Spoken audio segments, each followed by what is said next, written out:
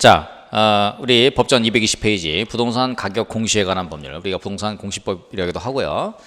너무 우리 1교시에 좀 빠르다는 좀 민원이 있어서 조금 좀 릴렉스 해가지고 찬찬히 한번 해보겠습니다. 자, 우리 부동산 가격 공시법하고 이제 감정평가사법, 이게 이제 입법 초안을 제가 했습니다. 그래서 2015년도에 이제 12월 달에 국회를 통과해서 2015년도에 제가 이제 입법 초안을 제가 3번인가 했는데 15년도에 우리 14대 회장님 시절에 해서 국회를 이제 2015년 12월 국회를 통과해서 2016년 9월 1일자로부터 시행되게 됐습니다. 그래서 이제는 부동산 가격 공시 및 감정 평가에 관한 법률이었는데 이것을 분법을 해서 부동산 가격 공시에 관한 법률, 그 다음에 감정 평가 및 감정 평가사에 관한 법률로 이렇게 변화가 된 것이죠. 분법이 된 것이죠. 입법 초안을 제가 하다 보니까 아무래도 이제 부동산 가격 공시법하고 감정 평가사법은 제가 국내에서 누구보다도 잘 알고 있는 사람이다, 이렇게 볼 수가 있겠습니다. 자, 그러면은 이제 여기도 전체적인 맥락을 한번 보시면 흐름을 제1장에 총칙이 있습니다. 제2장에 지가의 공시, 제3장에 주택가의 공시, 제4장에 비주거용 부동산 가격 공시, 제5장에 공시위원회 부동산 가격 공시위원회, 6장 보칙 형태로 되어 있습니다. 1장에 우리 총칙에서 목적은 꼭 여러분들 외우셔야겠죠? 자, 이 법은 부동산의 적정가격 공시에 관한 기본적인 사항과 부동산 시장 동향의 조사 관리에 필요한 사항을 규정함으로써 부동산의 적정한 가격 형성과 각종 조세, 부담금 등의 형평성을 도모하고 국민경제 발전에 이바지함을 목적으로 한다. 그렇죠? 누가 해요? 공시 업무 감정평가사 일을 합니다. 제2조 이 법에 사용되는 용어의 뜻에서 이것도 좀 여러분들이 읽어보시죠. 주택, 공동주택, 단독주택, 비주거용 부동산, 비주거용 집합부동산, 비주거용 일반 부동산, 그 다음에 적정가격, 이런 표현이 있습니다. 나중에 여러분들 어떤 이론 시험 볼 때도 이렇게 용어에 대한 정의가들이 있으니까 참고를 하시면 되겠고요. 우리가 처음에 나오는 게 이제 지가의 공시, 법령에서 이제 이게 제기되어 있는 세 가지가 있죠. 세 가지가 보면은 첫 번째가 이제 지가의 공시, 그렇죠? 두 번째가 주택가격의 공시, 세 번째가 이제 비주거용, 이렇게 돼 있죠. 비주거용 공시가 있습니다. 비주거용 부동산 비주거용 부동산 가격의 공시, 비주거용 부동산 가격의 공시, 그렇죠? 이제 비주거용 지금 현재 안 하고 있는데 지가의 공시 보면은 우리가 이 표준지 공시지가, 그렇죠? 표준지 공시지가 있고요. 그 다음에 개별 공시지가, 그 다음에 주택은 단독 주택이 있고요. 단독 주택은 다시 표준 주택하고 그 다음에 개별 주택이 있고요. 그 다음에 공동주택이 있습니다. 우리 아파트, 그렇죠? 대표적인 아파트, 여기에 공시제도가 이제 이렇게 있고요. 그러니까 비주거용 같은 경우도 표준, 개별, 집합, 그렇죠? 표준, 개별, 집합, 비주거용, 표준 부동산, 비주거용, 개별 부동산, 비주거용, 집합 부동산, 이렇게 있습니다. 이거는 이제 현재 시행되고 있지 않으니까 여기까지만 보시면 되는데, 우리가 이제 표자 들어간다. 여기 요거는 요거 제가 동그라미 요거 친 거는 이거는 국토부 장관이 결정 무시하고요. 요거 요거 빨간색으로 해야겠다. 그렇죠? 이거 누가요? 이거는 이거 표집, 이거는 국토부 장관이, 이 빨간 거는 우리가 지자체장이 결정 무시합니다. 그렇죠? 비주거용은 이제 법 조문만 있고 시행은 지금 안 되고 있습니다. 자, 그래서 3조 표준지 공시가의 조사, 평가 및 공시, 이거는 항상 시험에 나오는 거죠. 3조 1항 다 여러분 기억을 해 두셔야겠습니다. 3조 1항 기억해 두셔야 되고, 그 다음에 표준지에서 제일 나오는 게 8항에 있는 토지가격 기준표. 자, 토지가격 기준표, 이게 왜 중요하냐? 여기 이제 개별 공시가 요게 나오려면 표공에다가 곱하기 토가비, 토지가격 비준표 이렇게 해야지 개별 공시가 나오는 거예요. 그렇죠? 그래서 이 토가비가 중요하다. 이게 뭐예요? 법령 보충적 행정 규칙으로서 토가비가 중요하다 보시면 되겠고 4조 표준조사 협조 5조 우리 1차 시험 같은 데는 게 중요한데 우리 2차 시험에서는 뭐 이렇게 중요하지는 않습니다. 표준조사 표준지 공시사항 6조 열람 7조 이신청 별표 이신청은 누구한테요? 국토부 장관한테 결정 우리가 공시일로부터 결정 공시하죠. 공시일로부터 30일 이내에 국토부 장관에게 합니다. 이게 뭐예요? 강학상 이의신청으로서 행정청 내부의 재심사 절차다. 예전에 이제 표준지 공시가의 이의신청에 대해서는 특별법상 행정심판이라는 중앙행정심판의 재결례가 있었는데 이 재결례를 변경해 가서 지금은 강학상 이의신청으로서 이게 이제 되면은 결국 행정기본법 제36조에 따라서 결국은 강학상 이의신청이기 때문에 이 이의신청이 결과를 통지받은 날로부터 90일 내에 행정심판, 행정소송을 제기할 수 있도록 하는 행정기본법 36조하고 연결시켜서 공부를 하시면 되겠습니다. 그 다음에 8조 표준지 공시지가의 적용 별표 쳐놔야 되겠죠? 8, 9조는 암기하셔야 되겠습니다. 표준지 공시가 언제 적용하고 효력이 어떻게 되냐. 특히 이제 효력 같은 것도 맨날 답안지 쓸 때 나오죠.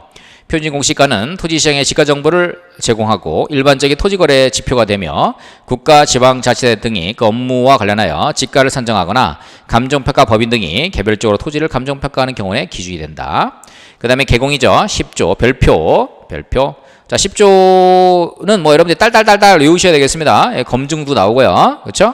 이 관련된 10조 규정들은 여러분이 쫙 다 한번 보실 필요가 있고 11조 별표. 자, 개별공시에 대한 이의신청은 누가요? 결정 공시된 날로부터 결정 공시로부터 30일 이내에 시장구수청장이 지자체 장애야 하는 거죠. 그렇죠? 그래서 이것도 강학상 이의신청이고 이거 보면은 2008도 19987 자, 개공 나오면은 뭐예요? 개공 나오면은 이의신청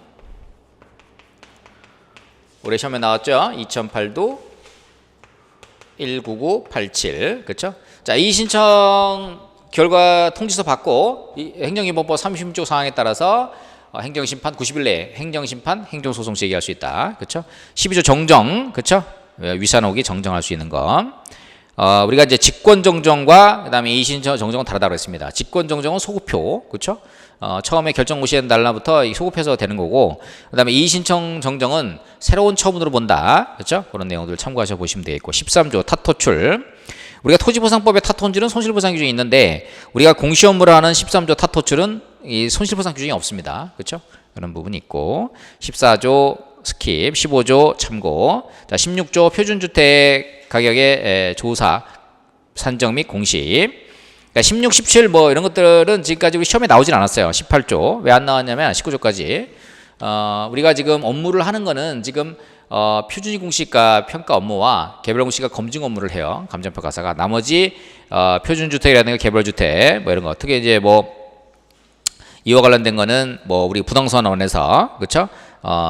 이 표준주택 같은 경우 하고 개별주택 같은 경우도 우리가 이제 지자체에서 지금 하고 있잖아요. 지자체에서 지금 하고 있고 그다음에 공동주택 같은 경우도 우리 부동산원에서 지금 하고 있습니다. 그래서 우리가 지금 업무를 하는 게 지금 없다 보니까 이게 시험에는 지금 안 나오고 있어요. 그래서 19조 주택가의 공시 효력 다 처분성이 있고요. 그 다음에 우리 이의신청, 그 다음에 행정소송, 행정심판, 행정소송 할 수 있다. 비주거용 같은 경우는 규정은 있는데 실제로 이게 운영은 되고 있지는 않습니다. 그렇죠? 20조 우리가 국토부 장관, 그죠?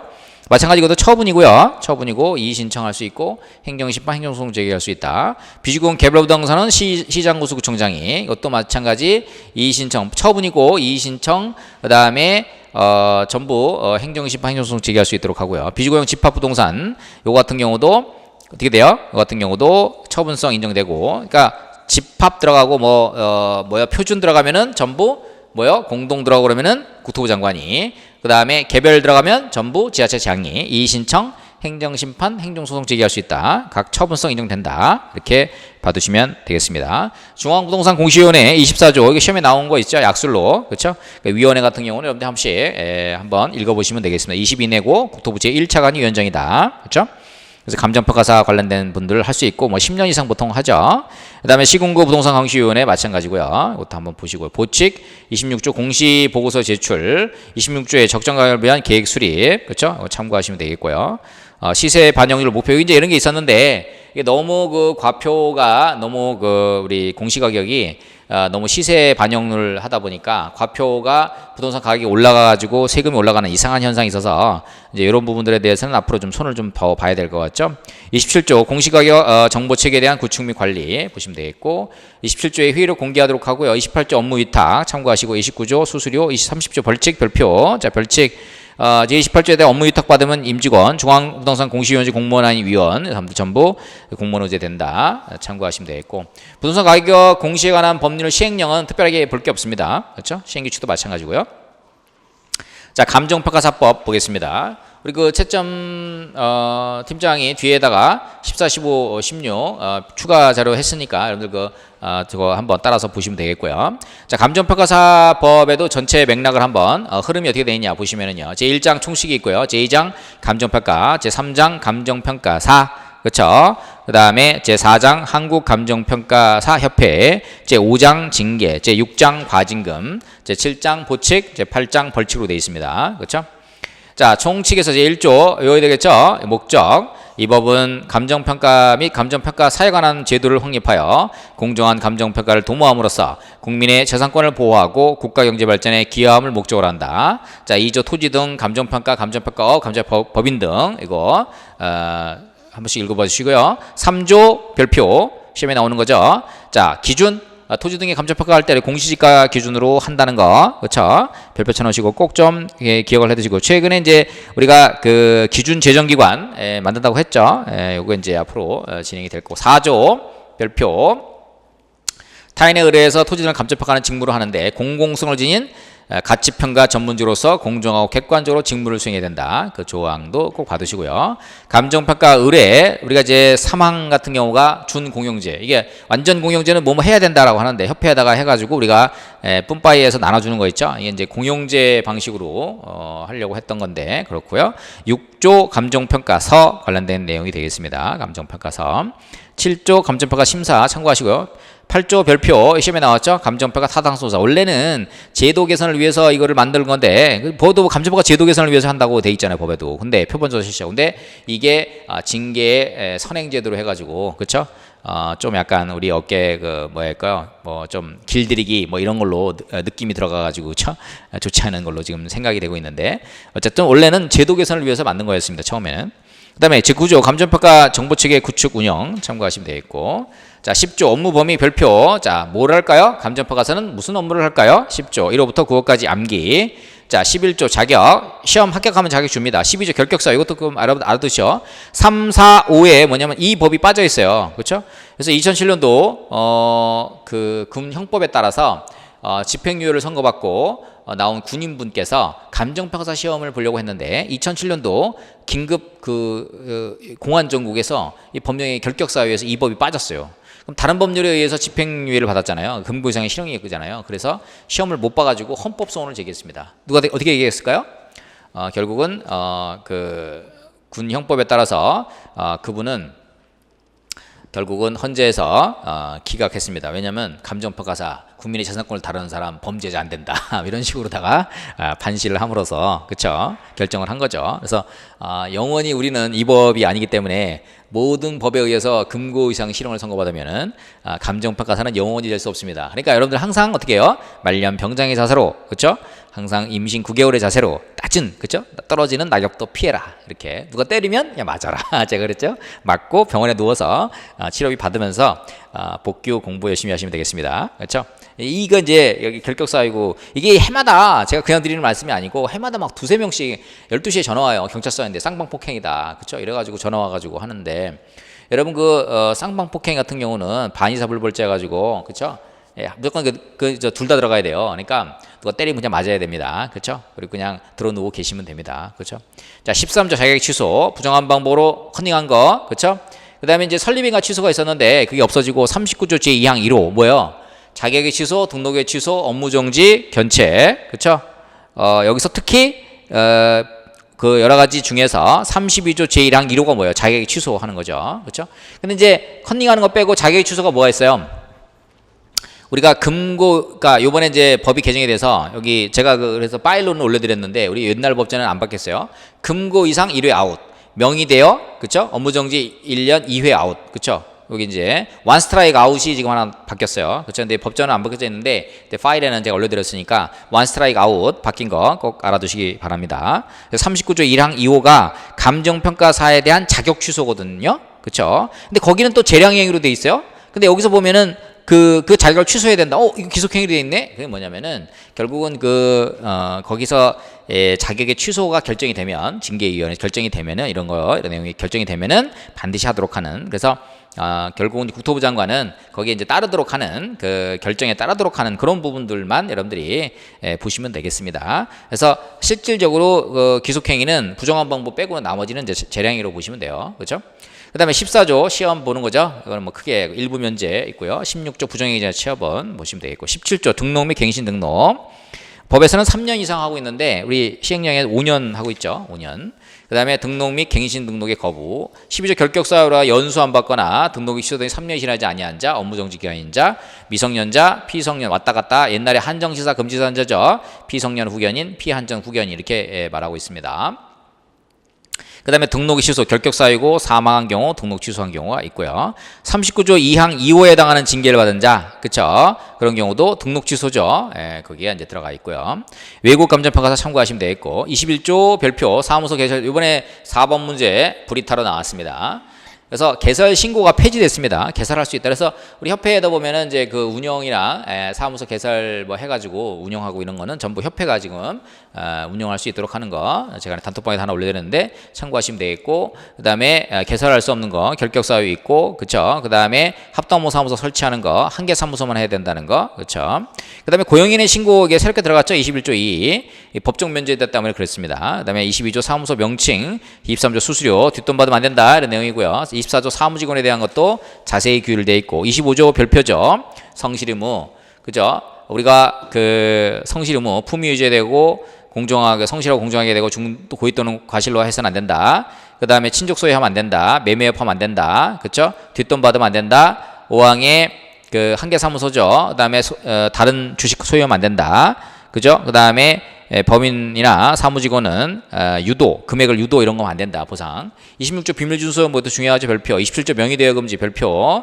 명의대여 부당행사. 그쵸? 28조 손해배상 책임 감고적 삼선인. 새롭게 들어간 게 법원 확정 판결 받으면은 국토부 장관한테 알려야 되는 거 하고 그 다음에 손해배상 능력 기준 새롭게 마련한 거 이것도 중요한 내용이고요. 28조 2 감정평가 유도 요구 금지 이게 우리 탁감에서 이제 이런 거 유도 금지하도록 하는 내용들 이런 것들이 새롭게 들어갔다. 그 다음에 감정평가 법인 설립 등이고요. 29조 참고하시고요. 30조 해산 31조 자본금 참고하시기 바랍니다. 2억 원 이상 하도록 되어 있죠. 32조 인가 취소 등 그렇죠. 이것도 별표 우리가 32조는 감정평가 법인 등에 대한 징계입니다. 2년 이내에 업무 정지를 할 수 있도록 하고 2호 7호 경우는 이제 설립인가 취소 그렇죠. 그래서 이 부분도 32조 잘 여러분들 기억을 좀 해두시고요. 33조 한국감정평가사협회 사장 법정단체 됐습니다. 회칙이 있고요. 회원가입의 의무, 윤리규정이 따로 있죠. 그래서 또 36조 있습니다. 37조 자문 등 38조 회원에 대한 교육 연수 있고요. 그 다음에 제5장의 징계, 39조 별표죠. 사에 대한 징계입니다. 그래서 2항 제1호의 징계는 11호, 12호, 그 다음에 명의되어 뭐뭐 할 수 있다 돼 있죠. 그래서 원 스트라이크 아웃에서 11호가 감정판사 직무 관련해서 금고 이상 형을 1회 이상, 그 다음에 과실범 삭제됐습니다. 그렇죠? 그래서 2항에 보면 자격의 취소, 등록의 취소, 2년의 업무정지, 견책, 그렇죠? 그래서 결국은 자격의 취소 될 수 있도록 하는 이런 내용이 이제 들어갔습니다. 그래서 감정평가관리 징계의 의결에 따라 재행행 각형에 해당하는 징계할 수 있더라서 징계위원회 의결을 지금 자격의 취소, 등록의 취소, 2년의 업무정지, 견책한다고 그러는 거잖아요. 그러면은 우리가 부정한 방법으로 하는 거는 바로 취소할 수 있고, 그쵸? 그러면 형사사건 조사하면 나오니까. 근데, 여기서 얘기하는 세 가지, 금고 이상 1회 아웃, 명의대여, 그 다음에 업무정지 1년 2회 아웃, 이거는 징계위원회 의결에 따라서 지금 사실상, 할 수가 있는 거죠. 그쵸? 그래서 그런 부분들을 보면은 조금 이제 징계위원회 권한이 상당히 강화된 측면이 좀 있습니다. 그렇죠? 그다음에 이제 그 징계 시효가 5년입니다. 우리 보통 뭐 3년 나오는데 5년 내에 할 수 있다는 거. 그다음에 별표 39조의 2의 징계 공고. 이번에 이제 새롭게 됐죠. 인터넷 홈페이지 공고해라, 게시해라, 알려라 이런 얘기고요. 40조 징계위원회 꼭 알아야 되겠죠. 41조 별표 과징금의 부과. 공적 업무를 수행함에 있어서 업무정지에 가름해서 할 수 있도록 하는 거죠. 자, 법인에 대한 과징금도 때릴 수 있습니다. 그렇죠? 과징금 때릴 수 있고, 그 다음에 개인이 잘못했을 때 법인도 할 수 있도록 하고 있죠. 최근에 그런 것들도 있고, 그래서 과징금에 관련된 거, 우리는 변형된 과징금이다. 업무정지에 가름해서 할 수 있다는 거. 그 다음에 42조 이의신청, 이거 그냥 강학상 이의신청입니다. 형식적으로 한 거고요. 그 다음에 과징금의 납부기한 연장, 분할, 과징금의 징수, 체납 참고하시면 되겠고, 45조 청문, 그렇죠? 감정법 자격 취소 있고요. 그 다음에 설립인가 취소만 있습니다. 그러면 이제 신분 자격의 박탈, 그렇죠? 그런 경우 어떻게 되냐? 행정절차법 뒤에 보면은 행정절차법에 신분 자격의 박탈은 청문을 할 수 있도록 하고 있으니까 여기서는 우리 법에서는 지금 13조하고 지금 설립인가 취소만 하고 있잖아요. 그렇죠? 그런 부분에 있어서는 좀 더 논의를 좀 해봐야겠습니다. 아직 그게 뭐 명확하게 떨어지지는 않지만 신분 자격이 박탈되는 경우는 청문을 별도로 해야 되는 거 아니냐? 여러분들이 이렇게 생각해 보면 돼요. 그래서 이러한 그 좀 더 중요한, 그렇죠? 우리 법에서 정말 이게 신분 자격이 박탈한다 그러면은 우리 법에서 좀 애매하게 돼 있다 그러면 행정절차법에 따른 청문으로 간다 이렇게 보시면 되겠고요. 그다음에 업무의 위탁, 지도감독, 벌칙, 공무원의제 참고하시면 되겠고, 49조 벌칙도 요새 많이 나오죠. 50조 벌칙, 50조에 2의 몰수추징, 그렇죠? 이번에 전세 사기 뭐 몰수추징 한다고 그래요. 그 다음에 양벌 규정 51조, 과태료 규정도 세부화됐습니다. 옛날에는 500만 원 이하 됐었는데 좀 더 500만 원, 400만 원 뭐 이렇게 해가지고 세부적으로 규정을 하고 있죠. 300만 원, 150만 원, 그렇죠? 잘 받으시면 되겠다. 그 다음에 감정평가사법 시행령에서는 주로 우리 징계에 관련된 거 있죠? 징계 관련된 그 부분을 중점적으로 보시면 되겠어요. 이게 어디냐면은 299페이지 34조 징계의결 요구, 국토부 장관, 우리 협회장도 징계의결 요구할 수 있고요. 그렇죠? 그 다음에 징계의결 기간이 있고, 36조 징계사실의 통보, 그렇죠? 36조의 2 징계정보의 열람 신청, 아직 뭐 세부적으로 바뀌었어요. 36조의 3 징계정보의 제공 방법, 37조 징계관리위원회 구성 관련 데까지, 그 다음에 40조 소위원회 구성하는 거, 그렇죠?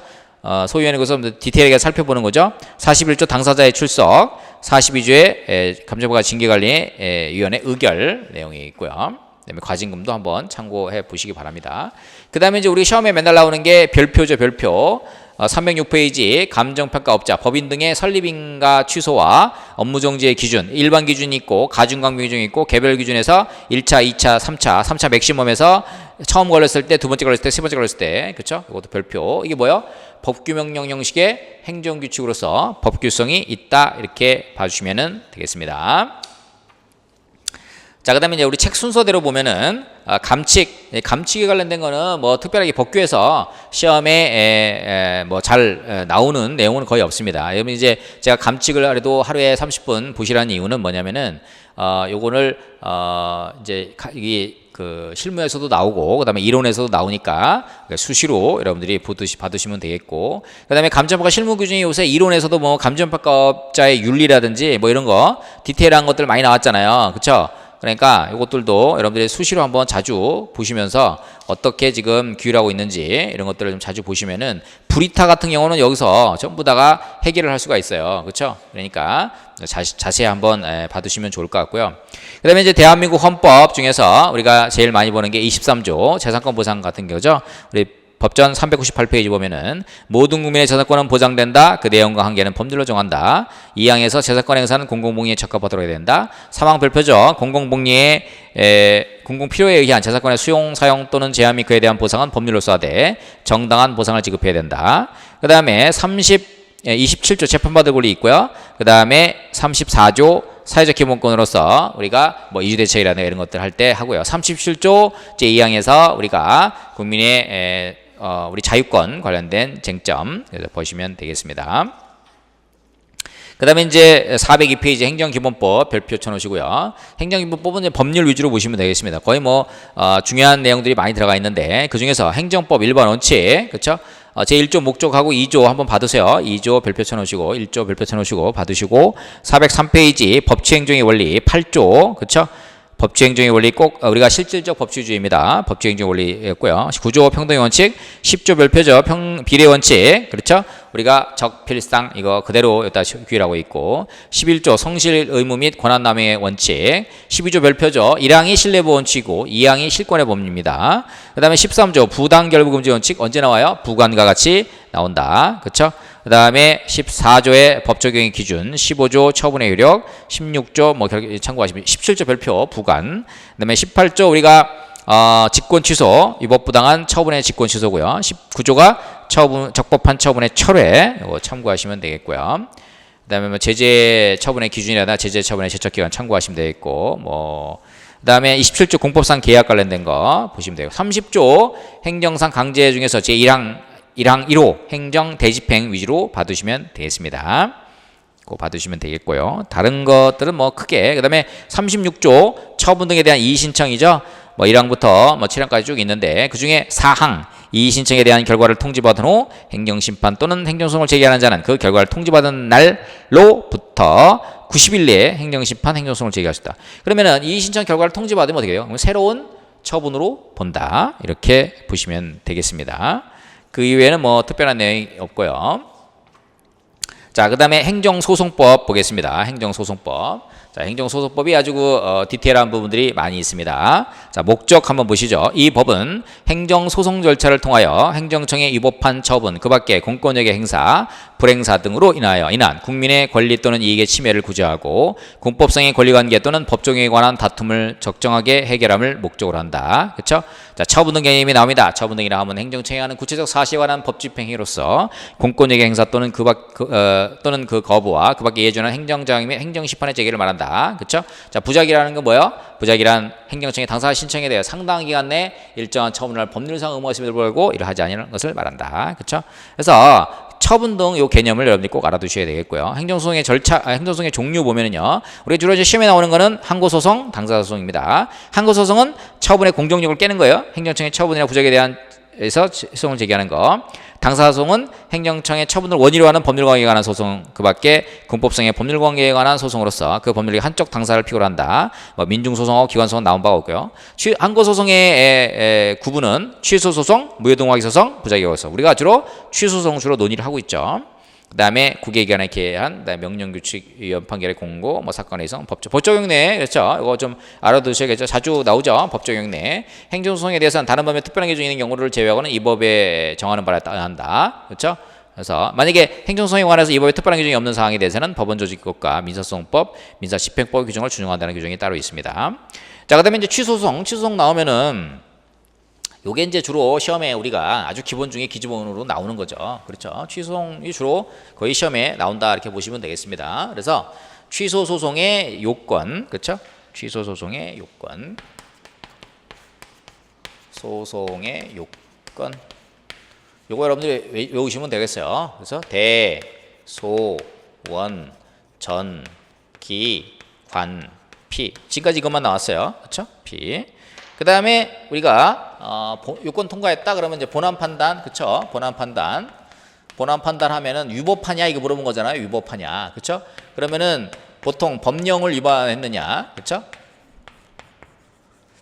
두 번째 행정법 일반 원칙을 위반했느냐, 그쵸? 원칙을 위반했느냐. 근데 요게 지금 뭐요? 결국은 요것도 행정기본법에 들어왔잖아요, 그쵸? 그러니까 전부 이제 법령을 위반했는 거를 볼 수가 있습니다. 그렇죠? 행정기본법에 지금 이게 규정이 되어 있습니다. 그렇죠? 여기서 얘기하는 이제 대상적격으로서 처분이냐, 그렇죠? 처분이냐. 그래서 좀 2조 1항 1호 하고 그 다음에 19조에서 취소의 대상으로서 처분으로 한다. 그래서 원처분주의 이번에 시험 나왔죠? 원처분주의.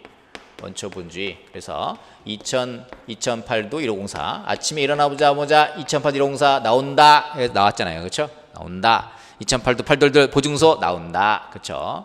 그 다음에 협의의 소익 다른 말로 권리 보호의 필요죠. 권리 보호의 필요. 그렇죠? 처벌의 기한이 효력이 소멸된 경우에도 회복되는 법률상이 있는 경우는 다툴 수 있도록 한다. 그쵸? 요게 이제 대표적인 2003도 1684, 2003도 1684. 그쵸? 이거 꼭 외워두시면 되겠고. 다 원고 적격이죠. 원고 적격 내지는 법률상 이익. 그쵸? 법률상 이익이 있는 자, 이게 소송이 제기하는 거죠. 법률상 이익. 그쵸? 대표적인 판례, 2006도 330. 그쵸? 새만금 사건. 이거 알아두시면 되겠고요. 그 다음에 행정심판 전치주의, 이거 임의주의니까 필요 없고, 그렇죠? 제소기간 항상 나오죠. 제소기간, 그렇죠? 받으시면 되겠고, 관할 뭐 이건 시험에 나온 바가 없고, 피고적격 우리가 이제 취소소송의 피고적격 요번에 2008도 1504 요거 나오면서, 그렇죠? 관토위가 피고로 한다, 그렇죠? 보통 우리가 이제 보증소에서는 사업시행자, 그 다음에 피시용자 이런 거 이제 부처로 나오고, 취소송에서는 주로 그래서 대, 소, 원, 기, 피 이거 그렇죠? 보통 이제 피고적격은 우리가 행정청을 합니다. 소송의 편의를 위해서 국가지자체 공무수석 사인을 하지 않고 행정주체로 하지 않고 행정청으로 하는 이유는 소송의 편의를 위해서 한다. 그렇죠? 이것만 좀 알아두시면은 뭐 요거는 뭐 그냥 딸려오는 거고, 대소, 원, 기 요게 이제 주까지 시험에 나왔고, 여러분이 그거 위주로 해서 딱 보시면 되겠어요. 그러면 이제 재판 관할 우리가 구조에서 재판 관할 볼 수 있는 거죠. 보통 이제 취소송 1심 관할 법원은 피고 소재지 관할하는데, 우리 그 토지보상법제에서는 우리 부동산 소재지 관할 법원으로 할 수 있다는 거. 10조 관할 청구의 이송병합 참고하시면 되겠고, 11조 선결 문제 여기 있죠. 이게 이제 행정법에서 한 번씩 딱 한 번 나왔어요. 우리 시험에서. 처분 등의 효력 유무 또는 존재 여부가 민사소송의 선결 문제로 되어 당해 민사소송에 수서법은 이를 심리 판단하는 경우는 17조, 25조, 26조의 34 규정을 준용하. 이게 무슨 말이냐면은, 이게 그 원래 그 행정처분에, 그쵸? 행정처분에 대한 판단이 이루어졌어요. 그쵸? 그래서 무효인 거는 당연히 뭐 후소법원인 민사법원에서 이를 판단할 수가 있는데, 이게 단순 취소 사유인 경우는 어떻게 해야 되느냐? 그쵸? 그래서 행정처분의 단순 취소 사유에 대해서 만약에 우리가 국가배상소송, 민사소송인 국가배상소송을 제기했을 때, 그럼 그 위법성 확인을 할 수 있느냐? 판례는 할 수 있다. 왜냐면 돈을 줘야 되니까. 그렇죠? 그 다음에 제2절의 당사자, 자, 원고적격입니다. 원고적격. 법률상 이익 있는 자. 그래서 우리가 이거는 그림으로 여러분들 항상 유의해야 된다 그랬죠? 원고적격. 그리고 그림으로 권리구제설, 법률상 이익구제설, 보호가치 이익구제설, 적법성 보장설. 권리구제설, 법률상 이익구제설, 보호가치 이익구제설, 적법성 보장설. 통설 판례는 법률상 이익구제설. 여기서 법률상 이익은 개직구, 그 다음에 간사경이죠. 개별적, 직접적 구체이익은 법률상이 있고, 간접적, 사실적 경제이익은 법률상이익이 없다. 그렇죠? 개직구, 간사경, 그 다음에 뭐 일간추, 일반적, 간접적, 추상적 이익은 법률상이익이 없다. 그렇죠? 받으시면 되겠습니다. 그 다음에 12조 원고적격 있고요. 12조. 그 다음에 여기서 그 앞에서 재판관할 선결 문제 있고요. 원고적격 있고요. 13조 피고적격. 그래서 피고적격. 14조 피고경정. 15조 공동소송. 16조 제3자 소송참. 이거 한번 약술로 나온 바가 있고요. 17조 행정청의 소송참가. 그렇죠? 그 다음에 18조 행정심판과의 임의적주의, 행정심판 임의주의죠. 뭐 이게 특별한 쟁점 없고요. 19조 취소소송의 대상, 원처분주의 써보시면요. 원처분주의. 취소송은 처분 등을 대상으로 하고요. 다만 재결 취소송의 경우에는 재결 자체 고의한 위법이 있음을 하는 경우에 하나다. 꼭 기억을 해두시고. 20조 제소기간이죠. 취소송은 처분 등이 있음을 안 날로부터 90일, 있은 날로부터 1년 이내입니다. 그렇죠? 그래서 참고하시면 되겠고. 21조 소외 변경. 소외 변경은 그 소송 자체의 변경과 처분 변경을 한 소외 변경이 있다고 그랬습니다. 그렇죠? 두 가지. 그렇죠? 소송 자체의 변경, 처분 변경이랑 소외 변경. 23조 집행정. 이번에 집행정지 나왔죠? 개적어성 인공번 해 가지고, 그렇죠? 집행정지 관련된 거 나왔고, 24조 집행정지 정지의 취소. 그렇죠?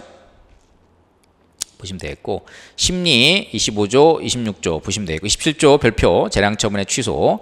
행정청의 재량에 속하는 처분이라도 재량권의 한계를 넘거나 그 남용이 있는 때에는 법원은 이를 취소할 수 있다는 규정이 있고, 28 사정 판결 별표 원인 취공가. 자, 원고의 청구가 이유 있다고 인정되는 경우에도 처분 등을 취소하는 것이 현저히 공공공에 적합하지 아니하다고 인정하는 때에는 법원은 원고의 청구를 기각할 수 있다. 그래서 이 경우 법원은 그 판결의 주문에서 그 처분 등이 위법함을 명시해야 된다는 거고요. 그다음에 29조 취소 판결의 효력 해가지고요. 우리 이것도 한번 시험에 나온 바가 있습니다. 처분 등을 취소하는 확정표현은 제3자에게도 효력이 있다. 우리 대세요 해가지고 1차 시험 한 문제 차로 떨어졌는데 그게 내가 소송을 얘기했지만은 나중에 그게 확정이 되면은 다른 사람도 한 문제 차로 똑같은 문제 떨어진 사람도 같이 효력이 있다 이거죠. 그다음에 30조 취소 판결의 기속력. 우리가 기속력에 나오는 게 뭐예요? 절차하자, 절하, 독치, 시, 기에서 기속력. 그래서 반원제, 반복금지, 원상회부, 재체 의무가 있습니다. 그렇죠? 우리가 절차하자 할 때 주로 논의가 하는 거고요.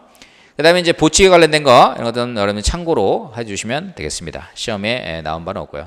그다음에 이제 행정심판은 제가 별도로 여러분들한테 드리지는 않았습니다. 행정심판은 우리가 행정시법에 따라 행정심판에 대해서 뭐 별도로 시험에 등장한 바는 없고요. 요번에 이제 그 행정심판에 관련돼서 이의신청이랑 행정심판 했을 때 그 51조 규정이 한번 나온 바가 있습니다. 행정심판의 재청구 금지. 만약에 이의신청이 만약에 별도로 그 특별파상 행정심판이다 그러면은 심판 청구에 대해서 재결이 있으면 그 재결 및 같은 처분 또는 부작위에 대해서 다시 행정심판을 청구할 수 없다. 그죠?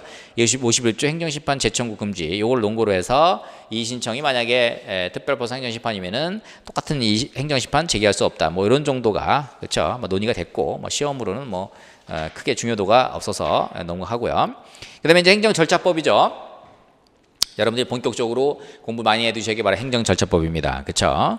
절차적 정당성. 이것도 뭐 나오는 조문은 딱 몇 개밖에 없어요. 그쵸? 그 나오는 조문 여러분들이 잘 기억해 두시면 되고 1조 목적 한번 보시고 2조 정의에서 뭐 쭉 우리가 보면은 행정청의 개념이라든지 처분의 개념, 청문의 개념, 그쵸?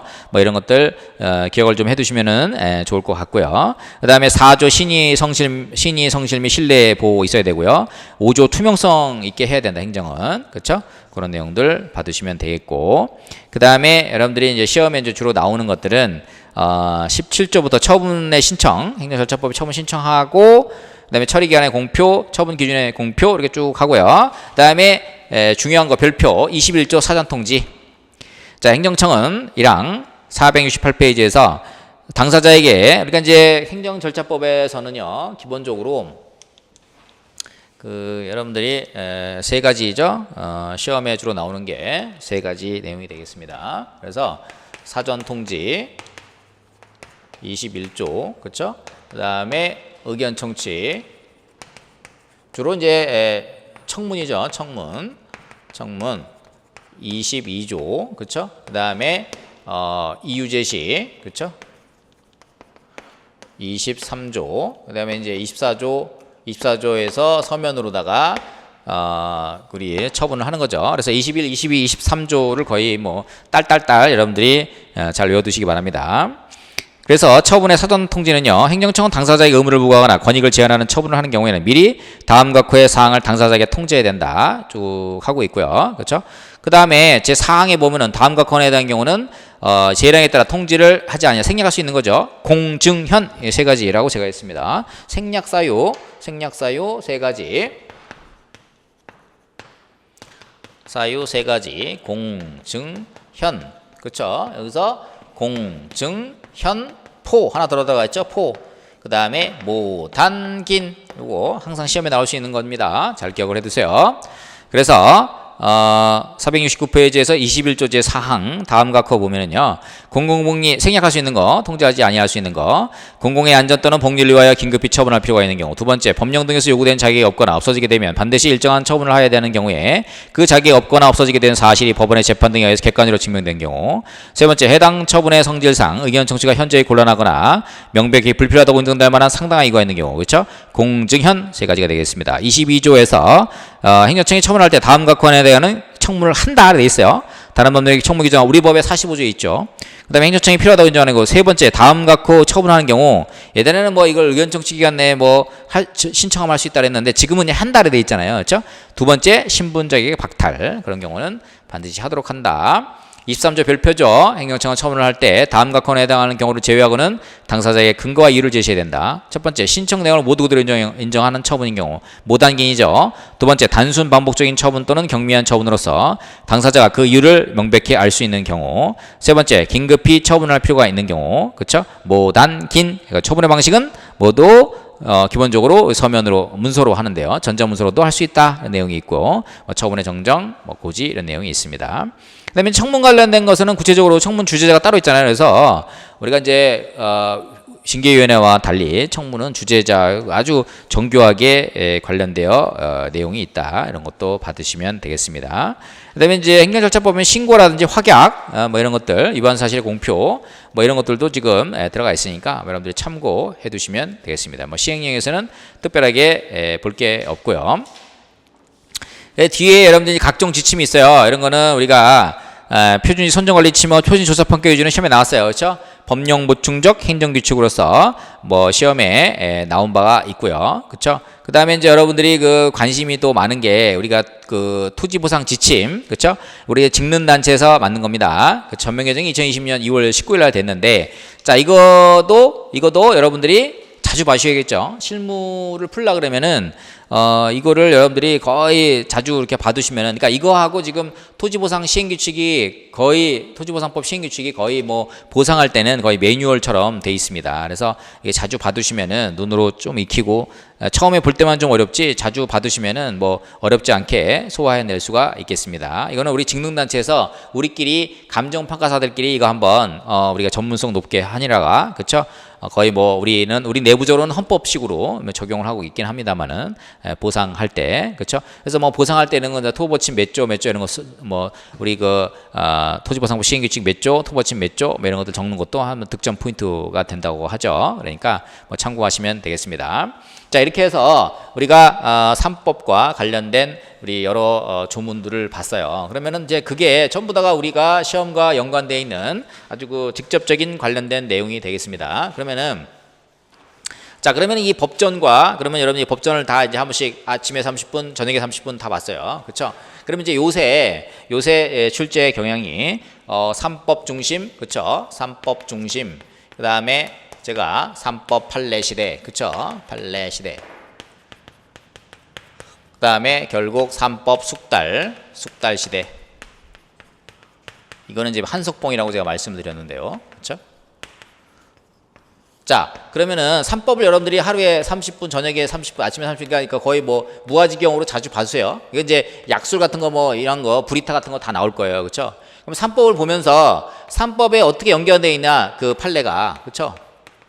그러니까 조문을 보면서 조문책 옆에 놓고 그다음에 판례책이랑 같이 이렇게 보면서 그냥 그걸 너무 우리 규정 제 책 기본서가 잘 돼 있어. 기본서가 법 이론이랑 규정이랑 판례가 아주 유기적으로 제 그 보상복규 기본서, 이게 이제 요 시식으로 만들었어요. 보상복규 기본서가 요런 제 컨셉으로 만들어 놨어요. 그래서 여러분들이 교재를 펴놓고 제 기본서를 펴놓고 그 다음에 거기 기본서에 있는 판례 좀 더 자세히 보고 싶다 그러면은 강정훈 박사의 보상복규 판례집, 그렇죠? 요 판례집을 보면 자세히 아주 더 돼 있어요. 그렇죠? 판례집을 보면서 또 세부적으로 하시면 되겠고, 그래서 우리가 법이론과 그 다음에 규정, 그 다음에 판례, 그렇죠? 그 다음에 여러분 이제 검토, 그렇죠? 소결. 요새 답안 컨셉이 다 이거예요. 이거 법이론, 그러니까 여기서 뭐 그 다음에 취지, 그 다음에 뭐 법적 성질, 그렇죠? 이렇게 쓰는 거잖아요. 그렇죠? 법학은 규정이 전부 요건, 효과, 그 다음에 이거에 대해서 불복으로 거의 다 규정이 되어 있습니다. 뭐 불복은 뒤에 있고 주로 요건과 효과가 발생하도록 있지. 그래서 이거 관련된 갈등, 그렇죠? 요건상의 갈등이 있고 효과상의 갈등이 있고 불복상의 갈등이 다 있어요. 그렇죠? 그러니까 이거 갈등 문제를 그러면 어떻게 조정을 하느냐? 결국은 판례를 여러분들이 이걸 알아야 되는 거잖아. 그렇지? 그러니까 현실의 상황에서 이거 해가지고 효과가 발생하고 요건에 충족해서 효과가 발생하고 효과에 따라서 억울하다, 불복하다, 그럼 싸우는 거잖아. 그렇지? 싸우는 걸 어떻게 효과적으로 싸우느냐? 첫 번째 논거가 뭐 때문에, 두 번째 논거가 뭐 때문에, 세 번째 논거가 뭐 때문에 이렇게 해서 문제를 해결해야 되겠다. 이렇게 이제 답을 이렇게 쓰도록 하는 거에 이제 우리 시험의 패턴이 이렇게 이제 바뀐 거죠. 그래서 이렇게 바뀌었어요. 바뀌었는데 여러분들 이게 숙달을 안 하면 못해. 숙달을 한석봉 훈련, 그렇죠? 이거를 여러분이 3법을 숙달을 안 하면은 어렵습니다. 그렇죠? 그래서 행정법에 그냥 다양한 뭐 이런 거에 자꾸 뭐 행정법 이상한 논제들 뭐 우리 법하고 관계없는 다른 판례들 막 공부하고 그러지 말고 우리 3법에 관련된 판례 위주로 공부를 집중적으로 하면서, 그러니까 이제 거꾸로 하는 거지. 공부를 어떻게 하냐면은 자, 3법 판례를 통해서 이거에 관련된 3법 규정이 뭐다? 그쵸? 3법 규정이 뭐다? 이게 3법 뭐예요? 3법 이론이 뭐다? 그쵸?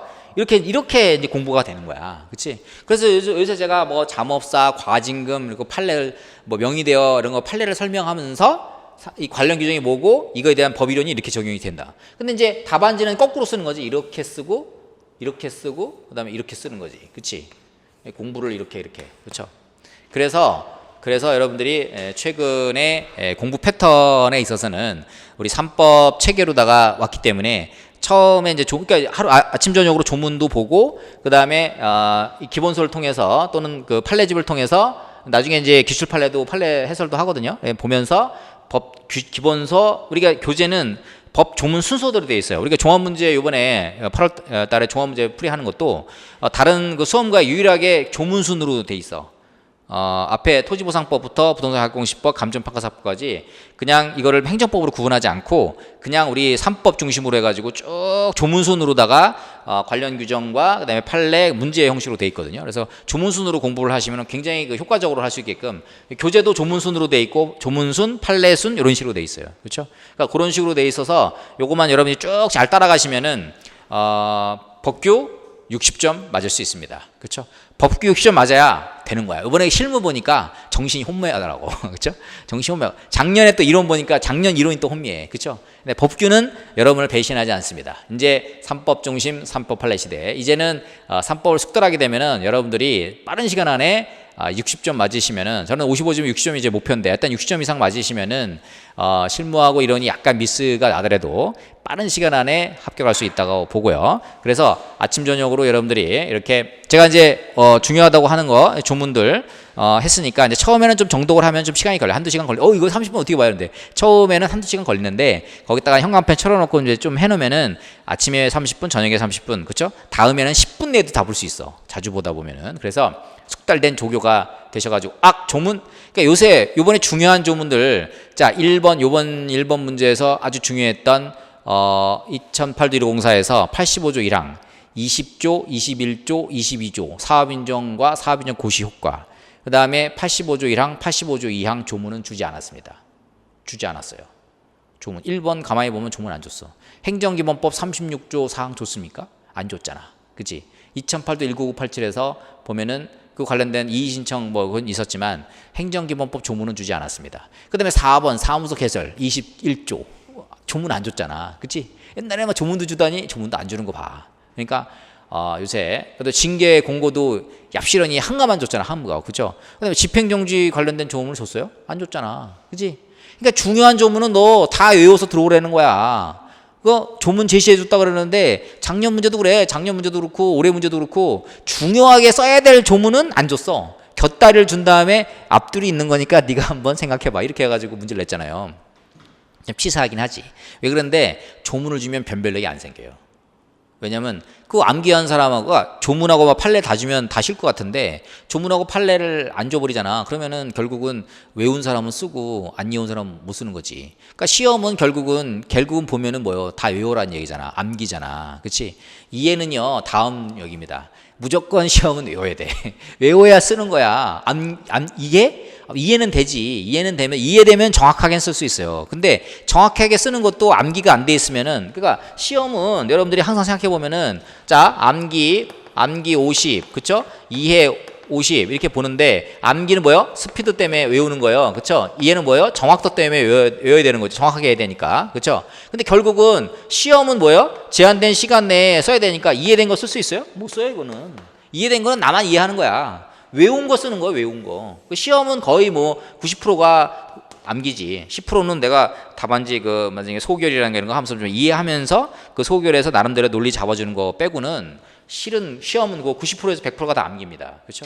선생으로서 제가 정확하게 여러분들한테 정직하게 얘기하면은 시험은 암기예요. 그러니까 저는 여러분들이 그 합격의 그 순간까지는 끌고 갈 수 있어. 이거 다 외워라, 정리해라, 외워라. 끌고 갈 수 있어. 그렇죠? 끌고 갈 수가 있는데 그 시험장에서 여러분들이 결국은 쓰는 거는 여러분 외워서 쓰는 거예요. 그렇죠? 외워 쓰지 못하면은 못하는 겁니다. 그렇죠? 그런데 시험 선생님이 중요한 게 있어. 뭐냐면은 출제 범위를 일단 많은데 이렇게 있는데 이게 잘 나오는 걸 범위, 출제 시험 범위를 이게 좁혀주잖아, 그렇지? 그 다음에 제가 항상 말씀드리지만 빈도, 출제 빈도, 그 다음에 출제 난이도가 있는데 빈도 높은 거 이거 위주로 가르쳐주고, 그 다음에 난이도도 보면은 높은 게 있고 낮은 게 있는데 낮은 거 여러분들 그냥 외우면 되고 높은 걸 잘 외우는 방법, 이렇게, 그렇죠? 범위를 좁혀주고 빈도가 높은 거를 난이도 높은 거에 대해서 잘 설명해주고, 그 다음에 난이도 낮은 거는 이제 뭐 이런 것들은 잘 나오더라도 이런 것들은 여러분이 외우면 되고, 그렇죠? 그러니까 이런 각도에서 선생님을 잘 만나야지, 그렇죠? 여러분들이 빠른 시간 안에 합격할 수 있고, 이상한 뭐 행정법 때문에 행정법 누속에 빠져가지고 그러지 마시고 3법 중심 3법 판례 시대 해가지고 여러분들이 빠른 시간 안에 3법 판례를 아까 제가 말씀드렸죠? 3법 판례 중심으로 해서 공부를 하다 보면 여기서 나오는 법이론과 규정 법이론을 여러분들이 체득을 해가지고 그거를 똘똘똘 해가지고 어떻게 돼요? 지면에 딱 외워가지고 탁탁탁 써가는 훈련, 그렇죠? 우리가 그래서 보상복귀 답안 쓰는 훈련이 있잖아요. 그래서 지금 제가 오늘 기출문제 하면서 이제 새로운 우리 2024년도 2025년 넘어가면서 새로운 기출 패턴이 어떻게 나오는 거 하고, 그 다음에 1탄, 그 다음에 2탄으로 이제 답안지를 어떻게 써야 되느냐, 뭐 2탄으로 제가 했죠. 그 다음에 3탄으로 지금 관련된 규정들을 어떻게 여러분들이 공략할 것인지, 여기서 그러니까 여러분들 제가 자세하게 못했어요. 시간 관계상 자세하게 못했는데 관련 규정을 딱 보면 여기 관련된 판례 뭐다, 요 규정은 판례가 뭐다, 탁탁탁 이게 전부 우리 기본서에 있어요, 그렇죠? 요 규정은 판례가 뭐다, 이런 거 딱딱딱, 그렇죠? 그래서 그것이 답안지에 호환될 수 있게끔 우리 답안지 제가 설명하면서 나이오누 수속 답안을 보면은 각 1, 2, 3, 4 해보면 가나 해가지고 전부 판례를 발라놨어요. 1번부터 마지막 번까지 쫙. 뭐냐면은 전부 이거는 결국 판례로서 모든 답안을 채웠다, 이런 느낌이 들 정도로 그렇게 이제 답안을 채운 거예요. 그 답안이 수록한 답안이잖아요, 그렇죠? 그러니까 앞으로 우리 보상복귀의 출제 패턴과 출제 경향은 전부 우리 3법에 나오는 판례들을 누가 더 정확하게 완벽하게 숙지를 해서 그 상황에 맞는 갈등 상황을 해결할 수 있는, 그렇죠? 우리가 결국은 현장 실천 학문이니까 그걸 해결할 수 있는 판례를 누가 정확하게 쓰고, 그 정확하게 쓴 판례를 가지고 그 내용을 얼마나 포섭을 해서 그 사실관계를 잘 포섭해서 해결책을 제시하느냐, 이게 앞으로 주어진 보상복귀에서 고득점 전략이 아닌가 싶습니다. 그러려면 여러분들이 3법 숙달시대 한석봉, 그렇죠? 어머니 불을 끄고 나는 떡을 써는 여러분들 계속 자자자자 이렇게 하는 거, 그렇죠? 이게 지금 되게 지루한 작업이에요. 토요일날 연기 스타디부터 지금 4기까지 하는데 우리는 모든 시험을 하루에 보기 때문에 반드시 그거 연습을 하셔야 돼요, 그렇죠? 그 다음에 법전은 항상 여러분들이 갖고 다니시다든지 스마트폰에서 국가법령정보센터 해가지고 수시로 법전, 그 다음에 대법원 판례 검색, 거기서 대법원 판례 그거를 계속 찾아보고, 그러니까 법전하고 판례집은 계속 이제 한 다음에 여러분들이 그걸 딸딸딸 외우고, 마지막 하나 여러분들이 끝나기 전에 말씀드리면, 예전에 제가 수석학교 하는 때에 저랑보다 먼저 붙은 변호사 후배가 있었어요. 형, 법전을 버리고 나와. 그래가지고 제가 1호 하나 말씀드렸죠. 서울대학교 시험을 봤는데 시험 끝났는데 그 후배 녀석 생각이 나는 거야. 그래가지고 법전을 다시 제 시험 본 강의실 갔더니 저기 쓰레기통이 없는 거야. 그거 버려야 되는데. 그래서 옆방에서 쓰레기통을 갖고 와가지고 제 방에다가 법전을 버린 다음에 다시 문을 잠그고, 왜냐면 경비 아저씨가 쓰레기통 가져나갈까봐 문을 잠그고 나갔습니다. 그렇죠? 가방은 저 뒤에 서울대학교 잔디밭에다가 버리고, 그렇죠? 형, 법전을 반드시 버려야 된다. 그래서 그때 왜 법전을 버려야 되나? 그래서 제가 합격하고 지금 세월이 흘러서 가만히 생각해 보니까 자기가 거기다가 모든 온 정성을 쏟은 거야. 그렇죠? 다시는 이걸 보지 않으리 생각하고 법전을 버리고 와라, 그렇죠? 저한테 그래서 저도 그때 법전을 버리고 와서 그때 붙었습니다, 그렇죠? 계속 법전 나 신주단지 마냥으로 지금까지 그때 버린 법전만 없어. 그때 합격할 때 법전만 없고 7.8개 7개 법전은 집에 지금도 보관하고 있어요. 우리 아들을 주려고 야, 아빠가 이렇게 치키사기를 공부했다는데 마지막 8번째 제가 공부했던 그 법전은 서울대학교 강의실에 쓰레기통에 버리고 나오는 바람에 그 법전은 지금 없는데 어쨌든 그거는 합격으로다가 대체했기 때문에 아쉽지는 않습니다, 그렇죠? 근데 그때 제가 했던 그때의 기억이 결국은 법전이 여러분이 결국은 보상복귀 시험이잖아요. 법학 시험입니다. 법학 시험은 법에서 모든 것이 출발하는 거예요, 그렇죠? 법이 애매하게 돼 있기 때문에 그 판례가 있는 거고 그 해석이 있는 거고, 그 해석을 가지고 현장의 문제를 해결해 줘야 되는 거예요, 그렇죠? 여러분들 제가 말씀드렸지만 본문은 원칙, 그 다음에 다만, 그 후문은 전부 예외입니다. 물론 예외인 경우도 있어요. 그러나 모든 시험은 전부 예외에서 나옵니다. 법전에 예외, 단서에서 나와요. 왜 단서에 나오냐? 결국은 원칙은 우리가 룰을 정한 거잖아요. 그렇죠? 근데 원칙을 뛰어넘는 단서, 예외는 뭐예요?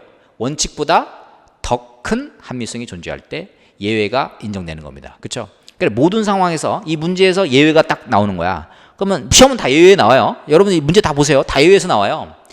예외에서 나오는데 근데 이게 왜 예외가 되는 건지에 대한 거를 생각해 보시면은 결국은 원칙보다 더 큰 합리성이 존재할 때, 제가 파란불에 우리가 모두 지나가야 되는데 빨간불에 지나가는 게 세 개가 있어. 앰뷸런스, 소방차, 경찰차. 그러니까 원래는 우리가 다 같이 룰을 정했지만 국민의 생명과 재산, 그렇죠? 아주 천국을 다투는 아주 중요한 더 큰 상황에서는 파란불 무시하고 빨간불에도 갈 수 있다는 거야. 그게 결국은 우리 토지보상법제에서 우리 3법에서 흐르는 아주 중요한 문제예요. 그렇죠? 과연 이 사안이 지금 우리가 정한 원칙보다 더 큰 합리성이 존재하느냐, 이걸 따져보면은 여러분들이 해법을 금방 찾을 수 있고, 그 다음에 우리 3법은 특징이 뭐냐면 모두 소유자를 위한 법입니다. 물론 세입자라든지 경제적 약자도 일부는 있어요. 그러나 우리가 기본적으로 재산권을 다루는 학문이잖아요. 학문이면서 또 실천 학문인데 재산권을 다루는 거는 재산이 있는 사람한테 의미가 있어. 토지보상법, 부동산 하액공시법, 감정평가사법 가만히 생각해 보면 재산이 없는 사람한테는 의미가 없어. 토지보상법 재산이 있어야 보상하고 취득하고 뭐 하지. 그렇잖아. 물론 세입자 미안해 나가 4개월치 이렇게 주잖아. 뭐 그렇게 강행 규정으로 하고 있어. 미안하긴 한데. 그 다음에 부동산 하액공시법도 뭐 재산이 있어야 공시를 해주지. 우리가 600만 필지가 있는데 뭔가 있어야지 표준지 뭐 56만 필지 들어가든지 3,600만 필지에 내가 들어가 있어야지 뭔가 그 이의신청도 하고 맹독식 맹독속도 할 거 아니야. 그치? 그 다음에 감정평가 기준도 있고 뭐 우리 제도도 있어. 그러면 그 이해 당사자들이 전부 뭐 재산이 있어야 감정평가도 하고 뭐 치고받고 뭐 고소고발도 하고 뭐 민원도 넣고 할 거 아니야. 국토부 장관 너 징계해라 그러고 뭔가 있어야 되는 거잖아. 그래 우리 3법은 기본적으로 재산권 있는 그죠? 그러니까 헌법 제23조 모든 국민의 재산권은 보장되는데 재산권 있는 사람만 지금 보장되는 거야. 그리고 그 재산권 있는 사람 위주로만 우리가 또 평가를 하는 거야. 미안하지만. 그쵸? 그러니까 여러분들이 너무 없는 거에 너무 이런 거에 왜 이렇게 없지 이러지 말고 그걸 맨날 물어봐. 선생님 뭐 맨날 이렇게 뭐 세입자나 왜 이렇게 뭐 약자는 없어요. 그 법 자체가 재산권 있는 사람들만 규율돼 있는 거야. 그래서 여러분들이 합격을 해서 제도권을 들어와서 그래서 여러분이 재산권자가 돼야지. 그리고 재산권자들과 이렇게 커뮤니케이션이 돼야지. 그래야 평가도 하고 뭐 일도 하고 뭐 교도소에 담장도 일을 해야 담장을 들어가나 말거나 하지. 담장도 뭘 떨어지려면은 일을 해야 담장을 갖거나 말거나 하지. 일도 없이 그냥 무슨 뭐 담장이에요. 그렇죠? 그러니까 어쨌든 간에 우리가 3법 공부하고 했으니까 제가 말씀드렸죠. 가늘고 길게 살려면 뒷돈만 안 받으면은요. 감정평가사는 가늘고 길게 오래도록 죽을 때까지 할 수 있습니다. 그렇죠? 우리 그 선배 평가사가 저한테 한 말이 있어. 그저 뭐 걸어다니는 힘하고 도장 찍을 힘만 있으면은 강 박사 우리는 90살, 100살까지도 할 수 있어. 저한테 그러는 거야. 형님 100년 만년 사세요. 제가 그랬는데 여러분들 그렇게 할 수 있어. 그러니까 열심히 해. 이제는 우리는 말할 필요 없잖아. 변호사 하면요 한 60만 넘어도 뭐 별로나 말로 해야 되잖아. 뭐 서면도 하고 말로 해야 되는데 또 인내가 말 뭐 잘 못하잖아. 그렇죠? 우리는 근데 말할 필요 없어. 도장만 찍어주고 사인하면 돼. 그렇죠? 80, 90까지도 했었어. 우리 사무실 예전에 85세, 뭐 90세이신 분도 계셨어. 그렇죠? 자전거 타고 다니면서 우리 1회 회장님이 거의 90세신데도 저기 강원도에서 자전거 타고 다니면서 90살인데도 하고 계셔요 지금도. 그렇죠? 그러니까 여러분 할 수 있습니다. 그러니까 평생 그렇죠? 할 수 있는 직업 감정평가사. 20년 후에 없어지지 않는 직업 감정평가사. 왜냐면은 AI 나오고 다 나오고 뭐 AV 나오잖아. 그래도 누군가는 책임을 져야 됩니다. 왜냐면 공적 평가에서 우리가 공익사업 하는데 국가에서 보상금 정해가지고 국민들한테 보상금 준다. 아무도 그 신뢰 안 해. 그다음에 은행에서 뭐 자기가 해가지고 뭐 평가해가지고 은행에서 담보 아무도 그 신뢰 안 해. 누군가 감정평가사가 평가해주고 누구가 편집공시가 해주고 누군가 공적 평가에서 해줘야 국민들도 수긍을 하는 거야. 그러니까 건축사 없어진다 그랬지. AI 나오면은 지금 건축사 엄청 잘 나가잖아.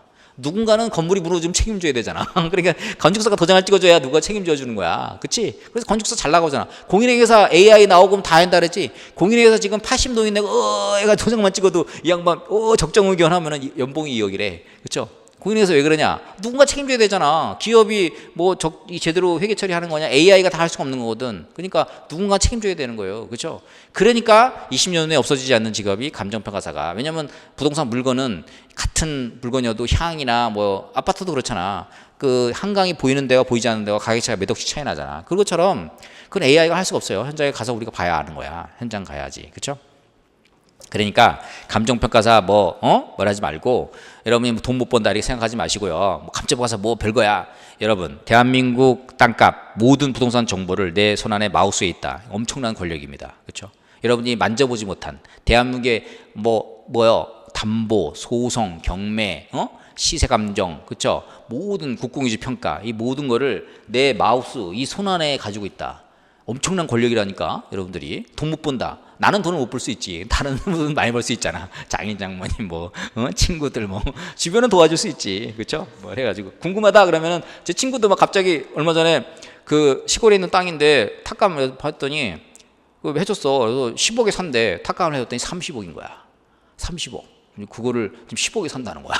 그러니까 야 얘는 그러니까 이게 이제 갑자기 놀래더라고. 그래서 무조건 사야 된다고 저는 이제 그 서울에 있으니까 안 되잖아. 근데 시골에 있으면 이제 농지법 강화돼가지고 아무나 못 사잖아요. 친구는 이제 농지 자기 취득명 딸 수 있고 농지 있으니까 농사지니까 충분히 살 수 있잖아요. 그러니까 주변은 도와줄 수 있지. 그렇죠? 30억짜리인데 10억에 산대잖아. 야 바로 사야지 그거. 달러빚을 내서라도 바로 사야지. 시골이니까 뭐 거기 가격이 뭐 공시지가 10,000원 20,000원 하니까 아유 그래 그냥 10억이면 됐어 이렇게 한 거 아니에요. 그렇죠? 그러니까 바로 이제 그런 점에서 봤을 때도 하나 이제 웃지 못할 이제 웃긴 예인데 그런 거 있잖아요. 그러니까 여러분들이 제가 모든 관계는 줄 수 있을 때 아름다운 관계가 된다고 그랬습니다. 줄 수 없으면 인사라도 잘하시면 됩니다, 여러분. 그렇죠? 공부할 때는 인사라도 잘하면 돼. 그럼 내가 책이라도 한 건 더 주지. 그렇죠? 커피라도 하나 사주고, 밥이라도 하나 사주지. 인사라도 좀 잘하고, 그렇지? 안면 까고 그러지 말고. 그다음에 우리 무료특강도 많이 하고 그랬는데 인사도 좀 많이 하고, 그렇죠? 그렇게 하고. 그다음에 이제 여러분들이 합격했다 그러면 줄 수 있을 때 아름다운 관계가 되는 거야. 그러니까 여러분들이 대한민국 부동산은 30, 40대 중년이 될수록 훨씬 더 많이 관심을 갖고 있기 때문에 여러분이 나이가 어릴 때는 건 잘 모를 수 있는데 나이가 많이 들면은 30, 40대 이상 40, 50대 되면은 부동산만 관심 있어. 왜냐면 내가 내 애들한테 집도 사줘야 되고 뭐 하게 되잖아. 그치? 그럼 여러분들이 감정평가사면은 누구나 다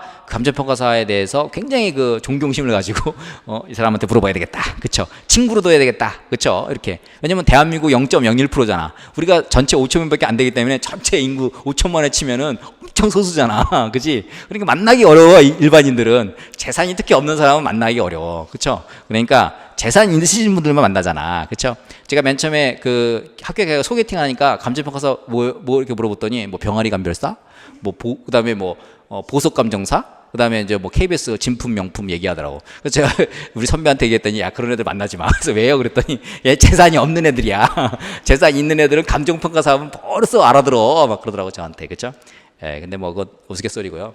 어쨌든 여러분들이 감정평가사 되시면은요, 되기가 좀 어려워서 그렇지, 사실 되기만 하면은, 그쵸? 여러분 실무가 좀 어렵잖아. 근데 요즘은 엑셀이라든지 또 AV, AI 다 나와서 사실 실무를 할 거는 어렵지 않아요. 탁감 다 있고, 전부 다가 우리가 전례가 다 있잖아. 정보체계가 다 있고. 근데, 법규 같은 경우는 특히 이제 관련 규정과 판례 이런 것들이 중요하기 때문에 그렇죠.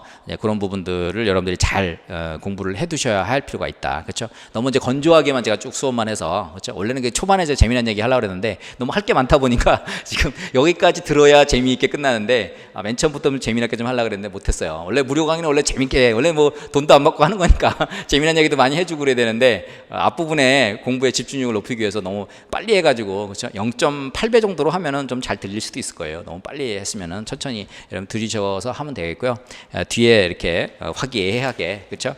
마무리하도록 하겠습니다. 여러분들의 또 다른 도전과 또 빛나는 내일을 응원하면서 오늘 강의 마치도록 하겠습니다. 우리 법전 특강이 여러분들이 하루 30분에서 아침에 30분, 저녁에 30분 자주 보셔서 친숙하게 이렇게 되셔가지고 그냥 시험장에서 나도 모르게 쓸 수 있는 정도까지 훈련을 하시면은 그러면은 합격하는데 상당히. 그리고 목차 옆에다가 하나만 더 말씀드리면은 목차, 우리가 시험에 이제 목차 있죠? 목차라든지 1, 2, 3, 4 그렇죠? 아니면 소결 이런 데다든지 항상 조문 안에 여기 옆에다가 이제 가로 쓰고 녹차 쓰면 더 좋고 안에다가 쓸 수 있으면 더 좋고 그렇죠?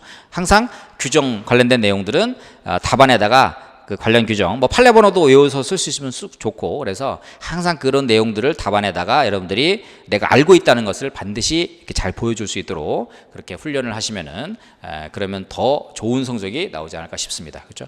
오늘 그 긴 시간 고생 많으셨고 여러분의 빛나는 내일을 응원하면서 강의 마치도록 하겠습니다. 고맙습니다.